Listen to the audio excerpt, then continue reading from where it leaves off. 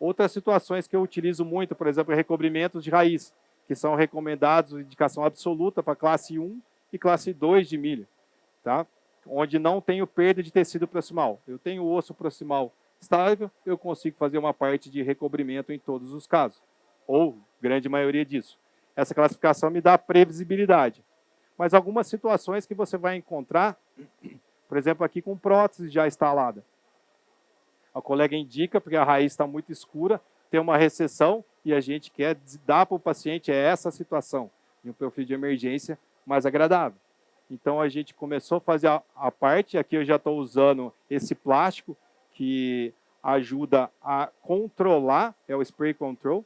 Eu estou limpando com uma broca U, agora eu estou indo com uma pronta mais fechada e mais grossa, onde eu vou fazer o quê? Remover o término do meu preparo. Olha como é que eu estou tocando a gengiva e não machuca, não sangra. Tá? Eu tenho até dificuldade quando eu quero machucar essa gengiva com piezo. Então, eu removi o término para trabalhar em preparo BOPT, ou seja, preparo vertical. Eu não vou ter mais término, vai ter uma adaptação melhor e uma biologia melhor para a situação. Depois eu começo a fazer meu retalho dividido, sempre começa com 15C, depois você pode trabalhar com microlâminas, você pode trabalhar com tunelizadores, mas eu vou criar um envelope nessa área, observe, de proximal a proximal, para colocar meu enxerto e mudar a minha espessura. Então, são duas táticas para essa situação de raiz escura. Prepara o BOPT, que você reduz o volume de dentina, e o enxerto de conjuntivo, que você vai colocar e aumentar a espessura desse tecido. Então, essas duas situações vão ser favoráveis para esse caso. Delicadeza no trabalho, imagina, esse enxerto tem 1 milímetro de espessura, então se a gente abusar, a gente amassa ele, não dá para marcar um terceiro molar em uma dessa depois.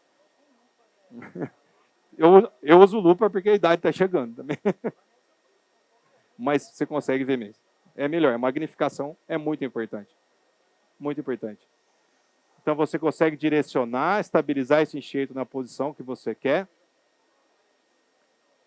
Finalizar, trabalhar com as duas mãos também, isso foi de treinamento de microscopia. Você consegue ficar mais sensível, você não está com a mão em cima do fio, você está com pinças no fio, você controla mais essa situação. Pontos de estabilização nas duas proximais, depois a gente vai para ponto de coaptação. Gosto de trabalhar principalmente com agulhas de 13 ou agulhas de 11, que são mais efetivas, principalmente nos pontos de aproximação. Tá? A agulha menor, você consegue passar e estabilizar de uma forma menos cruenta. Não tem problema, a literatura mostra que 30% dos nossos enxertos podem ficar expostos. Então, eu não fico tracionando em todas as cirurgias, fazendo ponto para colocar, fechar espaço proximal e tracionar tudo para coronário. Eu posso deixar aquele espaço. E eu deixando o espaço, o que vai acontecer? Ele vai queratinizar com a cor da região. Então, isso não me preocupa. Muda o fenótipo. Se está nos 30%, fica assim. E mais um ponto para estabilizar. Observe que o provisório vem sem término. Ele encaixa, uma adaptação é melhor, porque eu não tenho término. É como dois copos se sobrepondo. Termino minha cirurgia assim. Uma água para mim.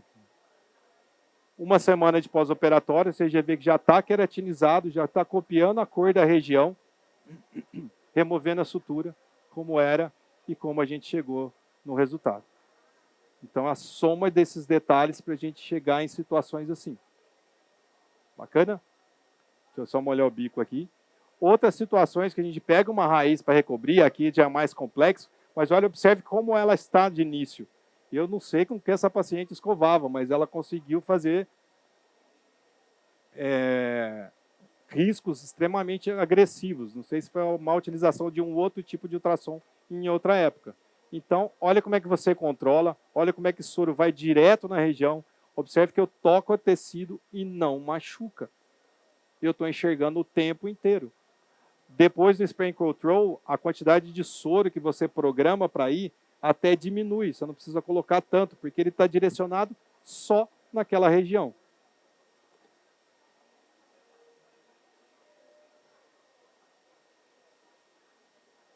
Observe que é uma situação extremamente rugosa, ficou extremamente lisa. Aí você dá continuação ao seu tratamento. Tá? Aí sim eu vou ter que deixar cruenta essa região. A grande maioria das vezes eu removo o epitélio do sulco, então já deixa cruenta aquela região ali. Para ter um recobrimento aqui, claro, parcial, eu tenho perda óssea proximal entre os dentes, mas o objetivo é chegar na margem que está aquela restauração provisória. Depois, claro, trocando a restauração, isso vai se somar. Então, vou soltando isso, eu sempre começo com 15C. A hora que começa a me limitar, que eu troco. Por que eu não vou direto para a microlâmina? Porque a microlâmina bateu em alguma região dura, você já perde o corte. Aí você já tem que trocar a microlâmina. Então, dá início com 15C. Consiga, até você começar a ver que estou passando aperto. Aí você muda para microlâmina ou tunelizador. Você está otimizando o que você vai usar. Para quem não é periodontista, curetas bem afiadas. Isso é extremamente importante. Aprender a afiar é bom, porque faz bem para o bolso. Você precisa trocar menos as curetas. E o retalho passivo, em classes 3 e 4, a gente solta a parte lingual, no caso, e a gente vai fazer um enxerto de tuber por baixo dessa papila para dar uma estrutura mecânica para esse tecido subir mais. E o outro enxerto com 1 milímetro de espessura para ficar pela vestibular. Muito, muito. Utilizando o tuber, que ele é mais espesso, que tem o poder de multiplicar, ele tende a se ganhar um pouco mais. Por isso que a gente solta em classe 3 hoje, por lingual ou por palatino. Ela tem que vir junto. Não soltava só o vestibular e o ápice. Agora a gente solta tudo aqui para você conseguir. Na hora que você colocar o enxerto, ele sobe. Autógeno. Autógeno. Sem ser autógeno, para mim, eu não tenho confiança, eu não tenho segurança. E a casuística ainda está muito longe. Tecidos moles melhorou bastante as partes biomateriais, mas ainda está muito longe do conjuntivo. Então, assim, principalmente situações críticas, autógeno. Regiões que está 100% que a gente consegue trabalhar, tudo bem. Então, aqui eu estou movimentando o primeiro enxerto em cima da crista, porque ele é fibroso, ele vai deixar empurrar esse tecido para cima. E o enxerto de 1 milímetro, ele vem também remover com lâmina dupla, que é o que eu mais faço no meu dia a dia. Aprendi assim, ainda vejo que controles pós-operatórios, regularidade de enxerto, são extremamente efetivos. As técnicas mudaram, deixo exposto novamente, como vocês percebem ali, e é o resultado que a gente vai tendo, estabilização do caso, um novo fenótipo, chegando à margem que estava, isso que a gente programou.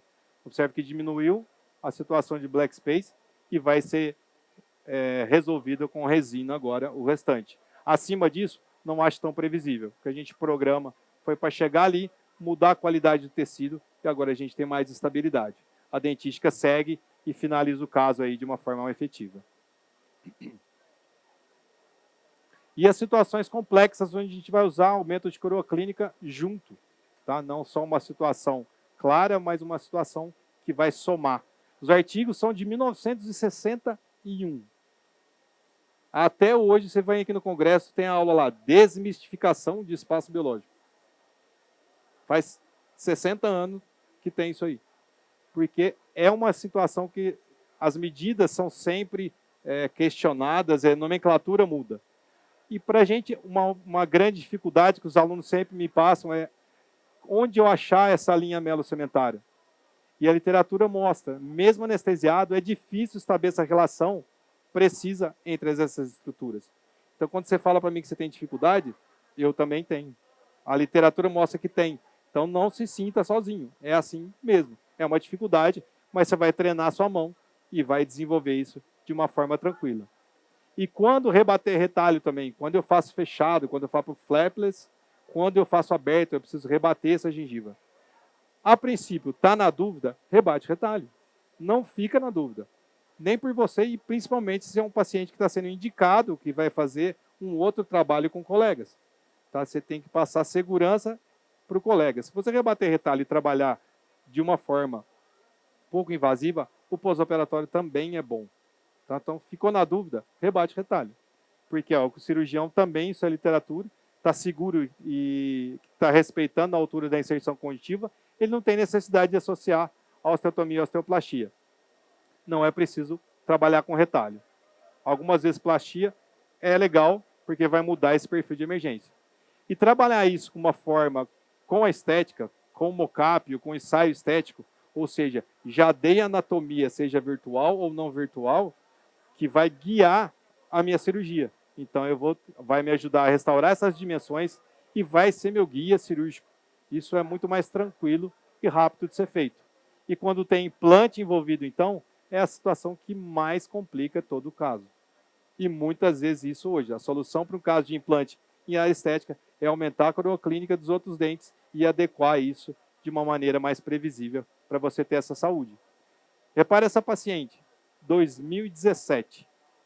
Ela chegou dessa forma para a gente, uma paciente nova, 20 e poucos anos,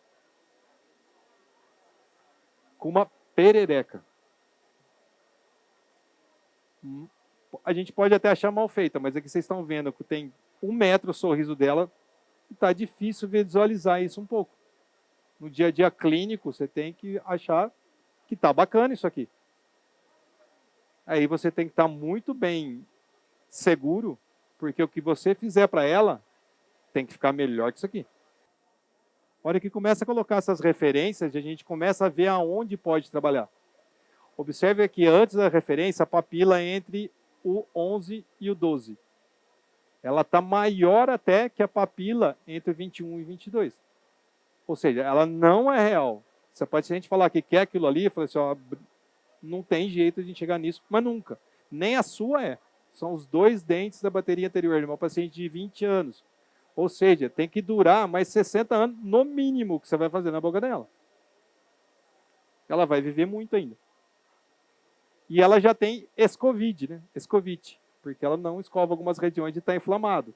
Lembra, eu aprendi isso com o professor Paulo Cano, Periogard ou clorexidina antes do procedimento cirúrgico, 3, 4 dias antes. Eu não confio na escovação do meu paciente.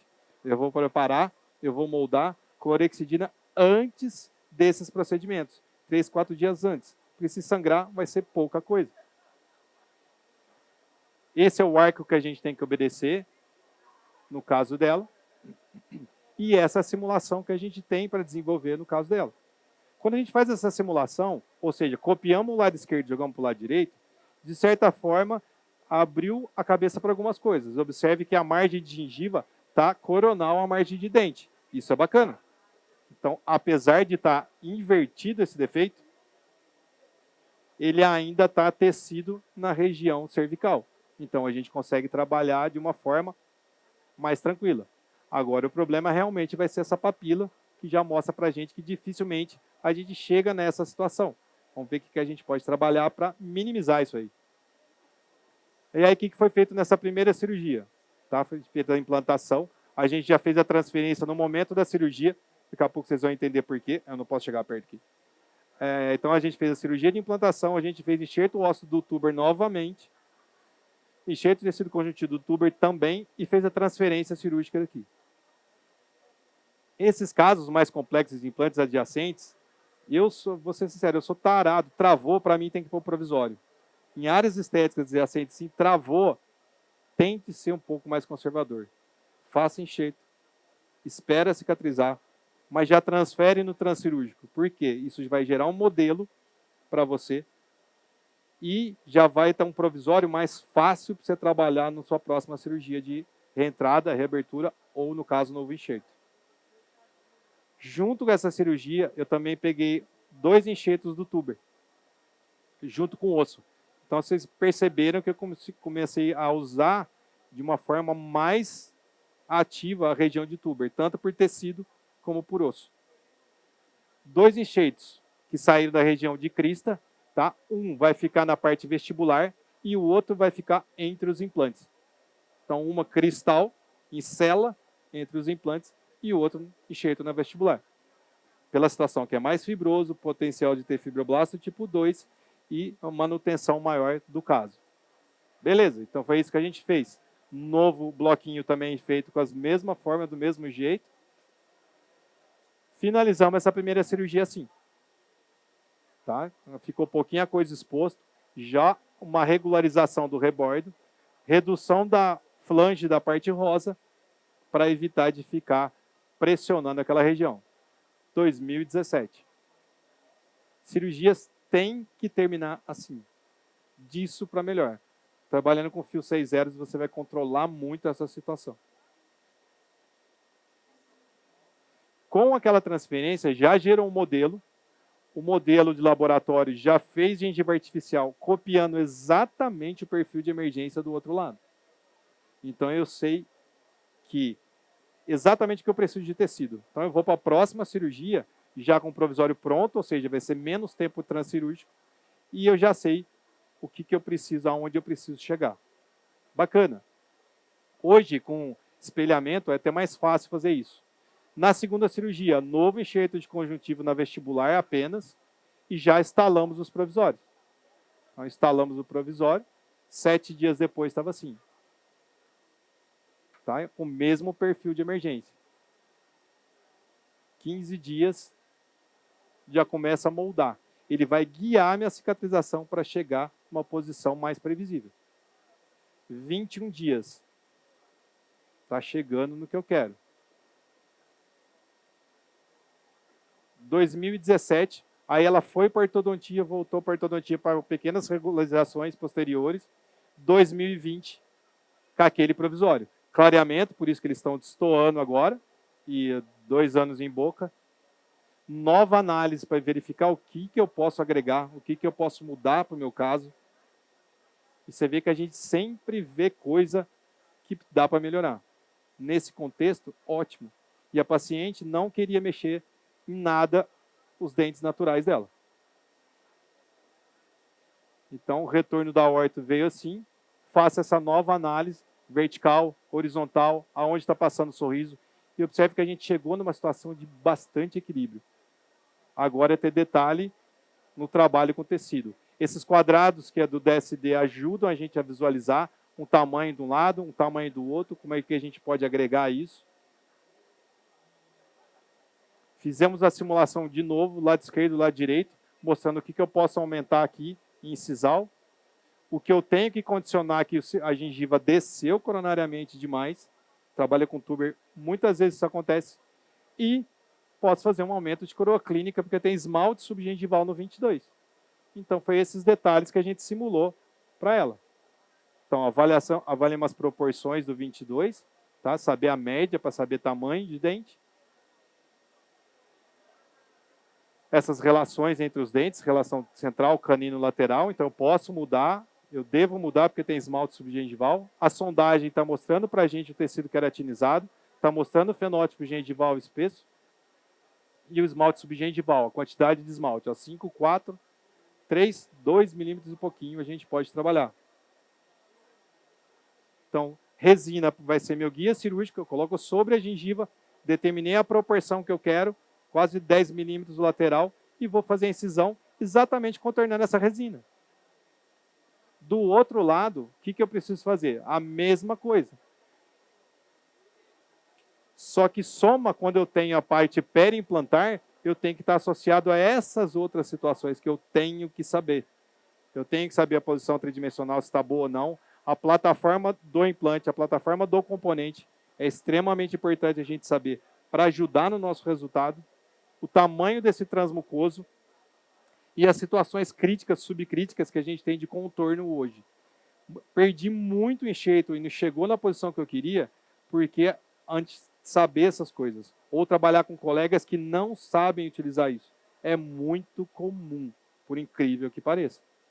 Essa parte, principalmente de é HI, é cone Morse, é Gram Morse, é conexão cônica, a gente tem que saber isso para ajudar na cicatrização do teu enxerto. Senão você pode comprometer e compromete muita coisa. Então aí a gente fez a simulação, mesma coisa. Observe agora a resina de novo por cima da gengiva para direcionar. Fotografa a linha nesse mesmo momento. Resina está em cima do provisório, em cima do dente. A paciente avalia, é isso que quer, gostou, a gente gostou, é hora de mexer, definiu, vamos trabalhar. Legal. Então, do lado, observe que está sobre a gengiva, o provisório, a gente tira e acrescenta resina naquela região e deixa de ficar vestibular. Estou condicionando, eu não vou fazer cirurgia. Eu vou empurrar essa gengiva para onde eu quero. Então, observe que ela saiu disso e foi para cá. Mesmo momento. Fez a simulação, já colocou, tirou o provisório, acrescentou e colocou de volta. A gente já mudou esse quadro. Claro, usou resininha aí para ficar com uma cor mais semelhante. Bacana. E do outro lado, aumento de clínico estético. Fizemos a incisão, confirmou o esmalte subgengival, que a sondagem mostrou.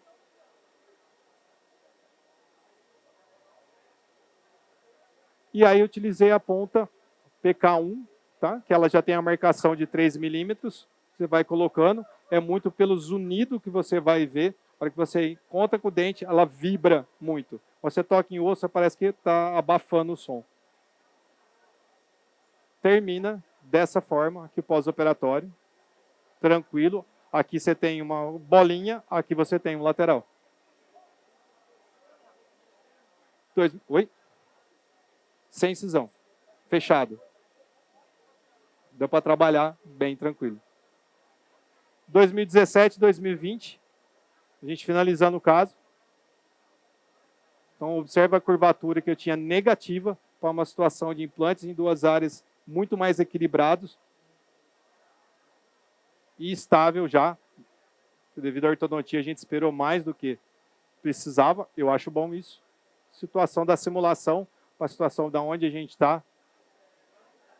Olha as situações de perfil crítico, subcrítico. Olha o fenótipo gengival, o tanto que mudou nessa situação, nessa região. Como estava, negativo, como ficou, seguindo a curvatura. Um pouquinho maior. Equilíbrio e estabilidade do caso. A doutora Marina Marcondes, que finalizou o caso, com duas coroas. Como ela chegou em 2015, com a pererequinha dela. Como a gente deixou com provisórios. O perfil de emergência estável, papila estável. Os tamanhos proporcionais e o perfil de emergência de dente, implante extremamente semelhantes.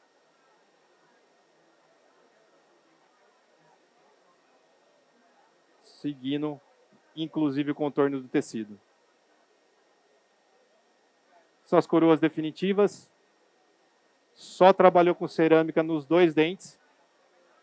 Aqui são os dois dentes da paciente, não foi feito nenhum tipo de restauração. Olha o perfil de emergência, papilas envolvidas. O sorriso dela, como ela chegou e como ela está. Então, extremamente semelhante os dois lados. A dificuldade, um desafio muito grande. Gente, essa é um pouco da minha experiência trabalhando com essa tecnologia e o dia a dia sendo periodontistas. É um pouco da minha história, professores que me inspiram, que eu consegui trabalhar junto, vivi na faculdade. Esse é Jorge Saad e Marcelo Bassani, que faz meus professores de periodontia. Tudo que eu sou, eu devo a esses colegas. A equipe que trabalha sempre comigo quando a gente sai. Eu costumo deixar sempre essa historinha. Tem gente pôr som agora? Tem gente pôr som no vídeo? Não, não precisa. Mas eu costumo falar assim, esse sou eu com 42 anos, quem me conhece que já sabe esse vídeo, comecei a andar de wake. Meus amigos têm 17, 15, 12. E é uma aventura dessa situação. Quem me dá aula não é uma pessoa de calça rasgada, ele nem usa calça, ele usa short. Você tem que ser humilde para um moleque de 17 anos te ensinar a andar com isso aqui. E você com 40 anos não dá para você tentar. Você quebra, você amassa. Os de 15, ele solta o cabo, ele nem afunda, ele continua andando ainda. Então tem que ter cuidado. Então, mas tem essas situações, o povo te chamando, sempre segue. É fácil, uma época que está muito boa. Mas principalmente quem está começando, a gente teve pandemia, tem situações que a coisa não está boa. E se está ruim, está chovendo, você está mal, a época não está boa, sai na chuva. É a mesma coisa. Você vai acordar aquele dia, você vai fazer a mesma coisa.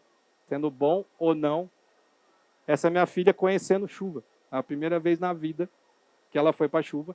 Eu botei ela na enxurrada. 60 milhões de bactérias cada vez que batia voando na boca dela. E é que eu sempre brinco. Então pergunta quem está se divertindo mais, se é ela ou sou eu.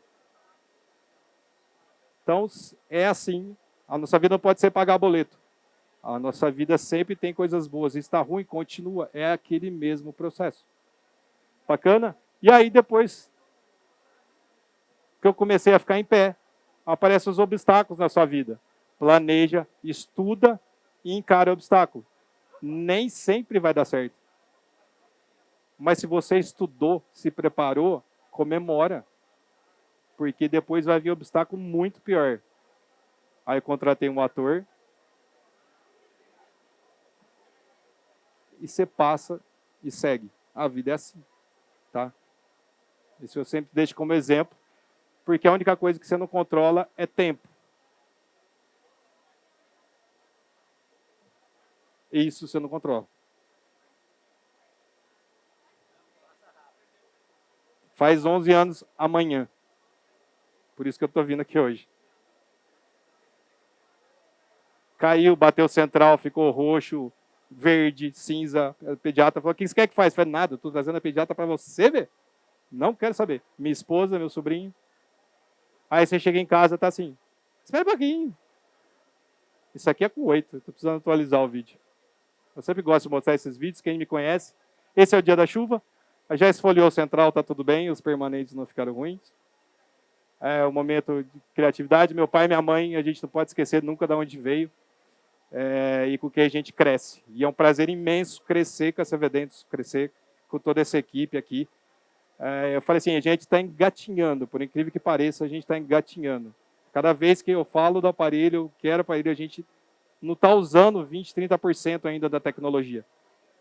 E até eu falei recentemente que o Braulio, eu acho que é melhor a gente parar e sedimentar, porque todo ano entra coisa nova, entra coisa nova, entra coisa nova. E é um fantástico trabalhar com essa segurança e o crescimento. Você nunca cresce sozinho, você cresce junto com parceiros igual a vocês. Obrigado.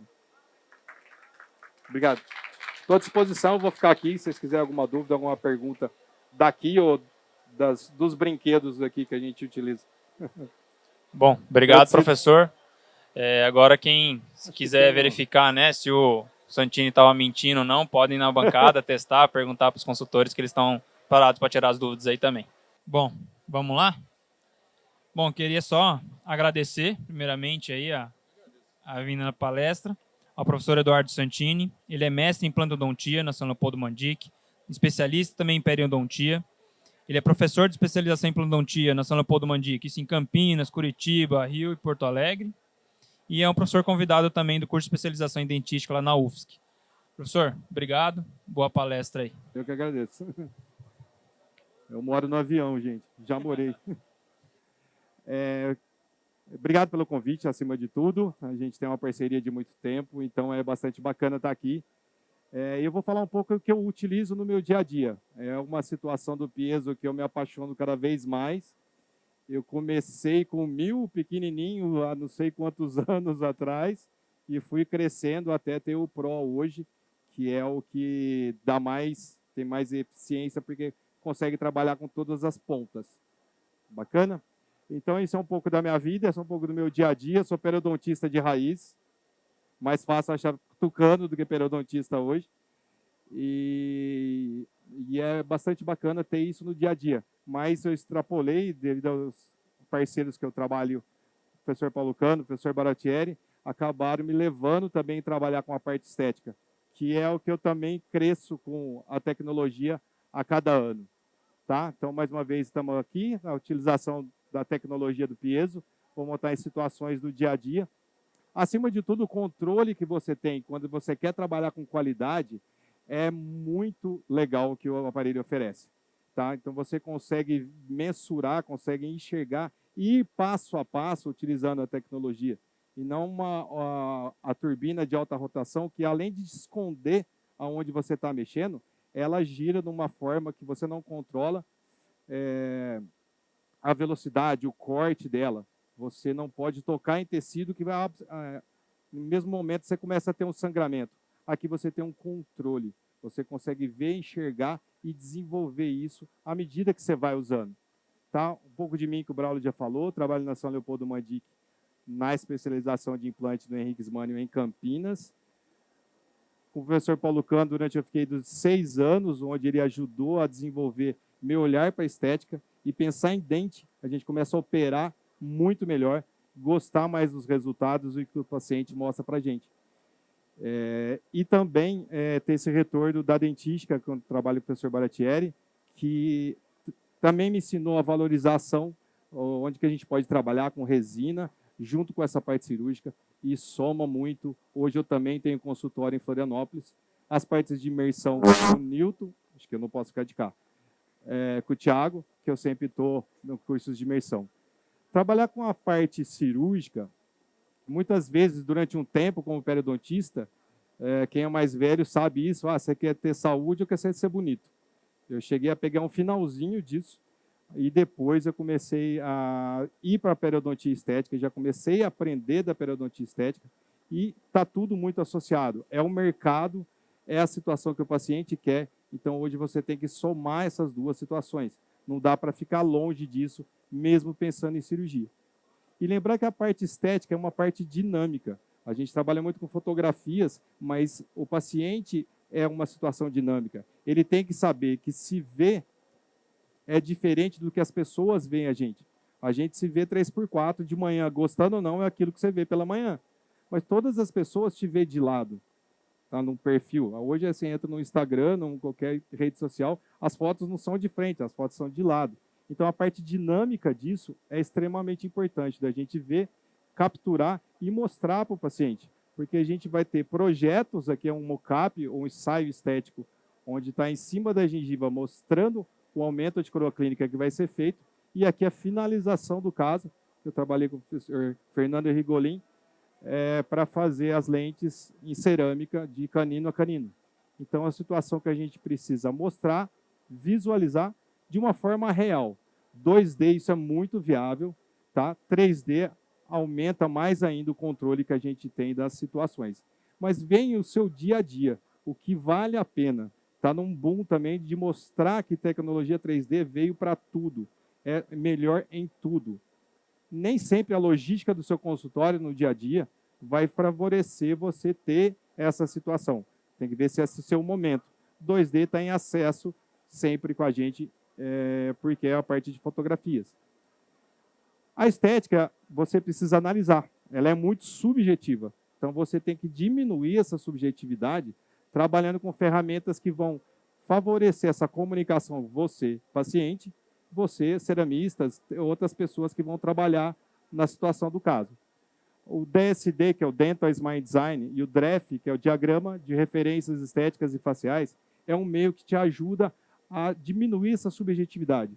Você vai ser mais assertivo, você vai encontrar mais detalhes que você pode mexer e chegar nesse resultado. Então, isso é muito interessante da gente ver essas situações. Claro, chega um caso como esse, está lá, instalado o que é o problema da paciente. Mas você precisa analisar e ter essas referências para justamente avaliar a possibilidade e a previsibilidade que você pode ter do processo. A gente vê uma coisa, não gosta, mas nem sempre a gente consegue chegar numa situação melhor. Então, essas referências vão ajudar a gente nesse processo. Então, é um caso de uma paciente nova que tinha essa cerâmica devido a um acidente histórico desde criança. Ela tem um trauma muito grande por isso aí. E um sorriso muito alto, muito amplo. Então, você começa a fazer as referências de face, linha média, referência horizontal, linha bipupilar. Você sabe que aquele quadro, aquela moldura agora, está te dando a referência para o seu sorriso. Tá? Você sabe que a foto e a oclusão da paciente está alinhada na vertical, está alinhada na horizontal. Então, são referências absolutas. E essas outras linhas, linha cervical, linha de ponto de contato, linha de ponta de papila, linha de lábio inferior e superior, tudo isso ajuda a dar referência para a gente e mostrar, tanto para nós, confirmar para nós e melhorar a comunicação com o paciente. Então, a gente viu isso, foi analisando. Traz essas ferramentas, essas referências de face, jogo essas referências para o sorriso, agora eu estou jogando essas referências nos dentes. Então, eu sei exatamente como está esse alinhamento. Está mostrando o que eu preciso mexer e o que eu posso mexer. Você pode contornar isso, já que você sabe que a foto está estável, e fazer uma referência para mostrar o que eu preciso ganhar. Então, agora está mais claro. É viável isso? Eu consigo mexer? Ou eu vou para uma nova dentro gengival, mais bonita, mais nova, que eu vou conseguir trabalhar com laboratório e esconder esse defeito? É uma área realmente estrita, muito importante a gente trabalhar ali. E não adianta trabalhar só cirurgicamente. Hoje eu preciso saber as peças que entram ali, os componentes, que tipo de componente vai me ajudar e que tipo de componente, principalmente, não vai me atrapalhar, não vai atrapalhar minha biologia. Então, não dá para saber só de cirurgia. Você tem que saber essas outras partes para somar seus resultados. Então, a gente viu, avaliou. Aqui, nessa foto que a gente viu, não, vale a pena trabalhar. Eu consigo chegar num quadro melhor que esse, a gente substituindo a posição do implante por um novo implante. E vou conseguir direcionar isso para uma situação de maior equilíbrio. Bacana? Então, vamos lá. E aí que entra as situações de previsibilidade. Tá? O que a gente fez pelo momento? A gente precisava trabalhar com tecido mole, mas aqui eu também precisaria trabalhar com tecido ósseo. E aí vai para situações onde eu tenho possibilidade de trabalhar com tuber. E essas pontas da tecnologia piezo, você consegue chegar de uma forma extremamente precisa no tuber, tirar exatamente a quantidade que você quer, com um corte que vai minimizar, porque é extremamente fino. O que você cortar é o que está vindo. As brocas de 701, 702, além da desvantagem delas elas são excelentes, mas tem uma desvantagem da velocidade de rotação e o controle de angulação, que isso aqui a gente tem. Então, eu consigo trabalhar chegando na área, pegar a medida exatamente do que eu tenho, do que eu quero, de uma forma totalmente tranquila. Não vai escapar, se pegar na bochecha não vai acontecer nada.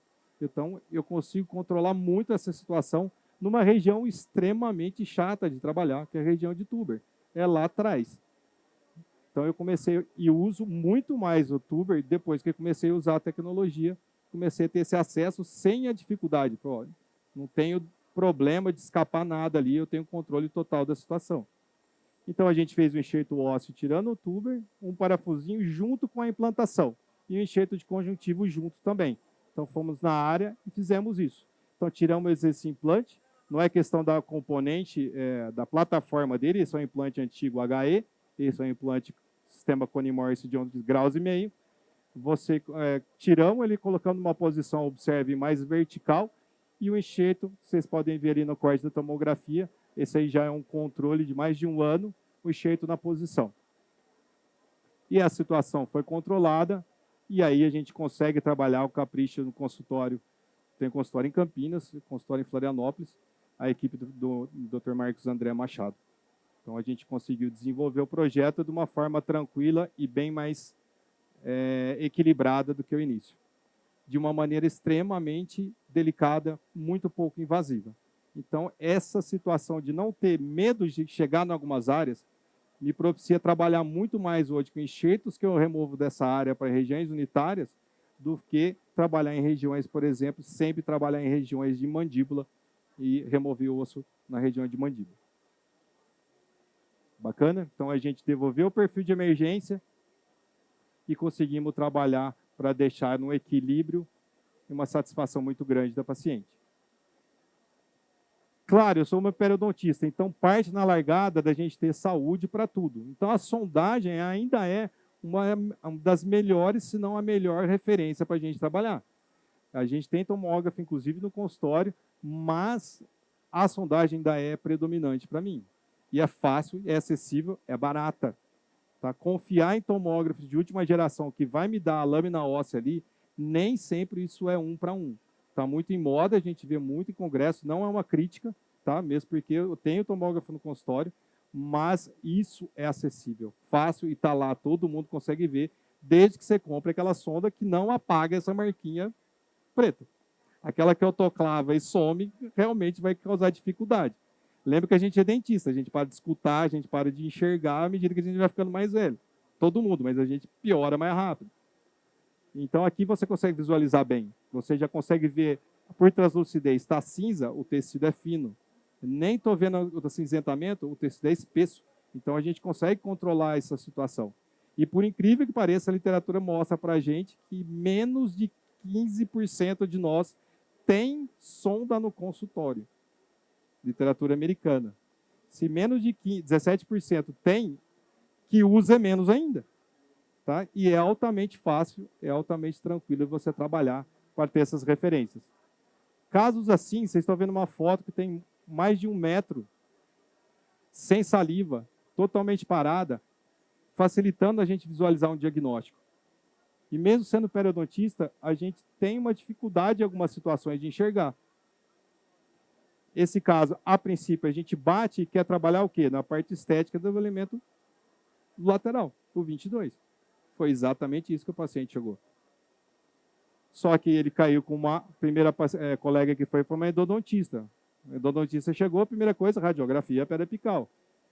Mesmo com essa situação. E olha o que ela achou lá dentro. Uma bolsa de mais de 9 milímetros. Então, não acredite no que você vê. Sonda. É rápido. Olha o tamanho do buraquinho. É compatível com o que você está vendo? Então, fenótipo espesso, grosso, muitas vezes não deixa a gente ver isso. Passa desapercebido. Fácil fazer uma faceta cerâmica, cimentar, tirar o excesso e todo mundo ficar feliz. E esses bichos vão ficar aí até causar um estrago maior.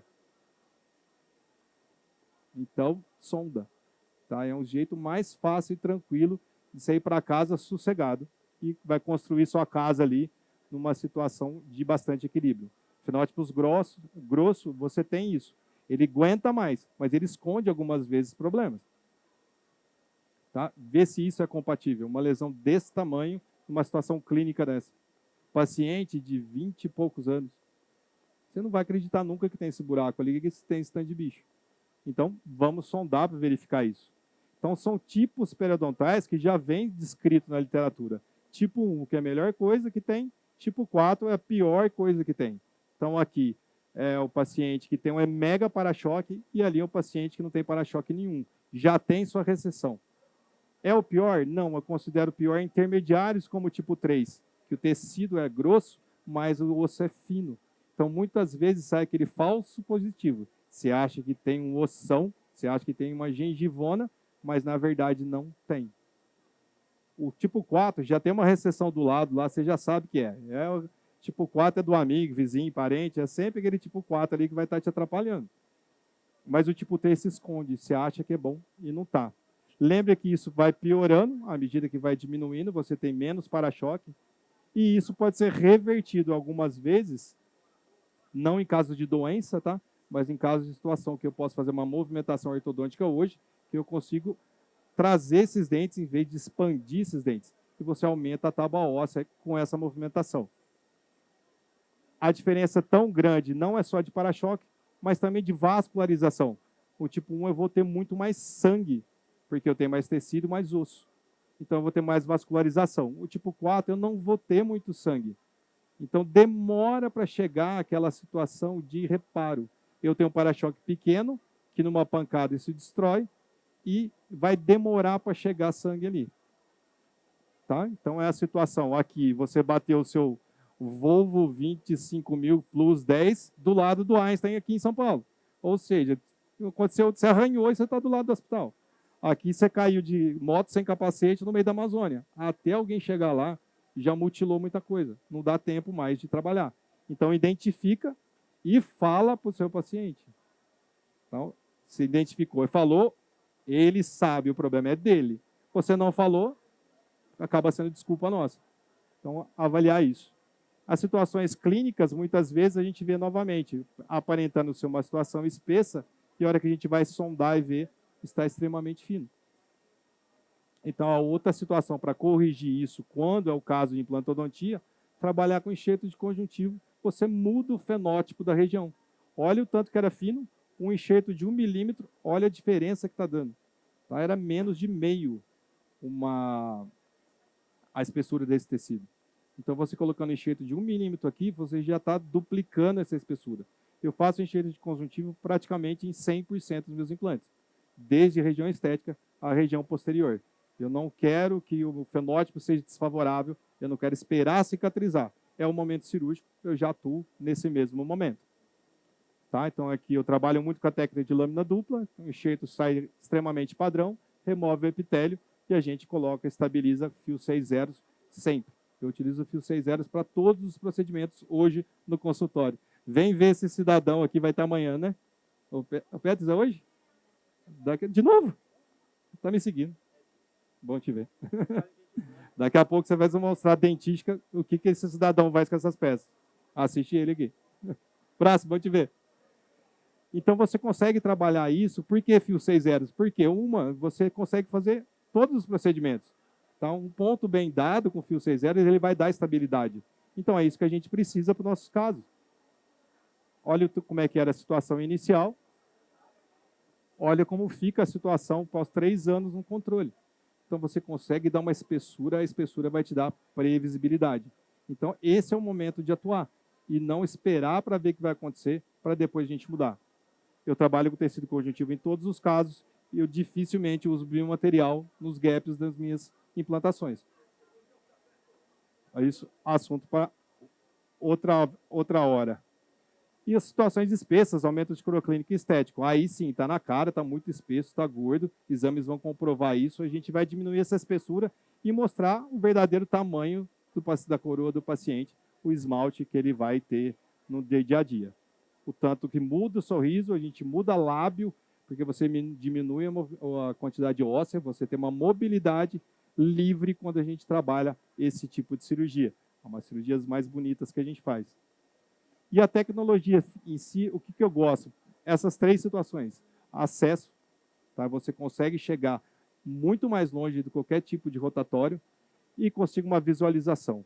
Consequentemente, essas 2 situações vão me dar precisão no meu trabalho, seja ele em dente, seja ele em tecido, seja ele em osso.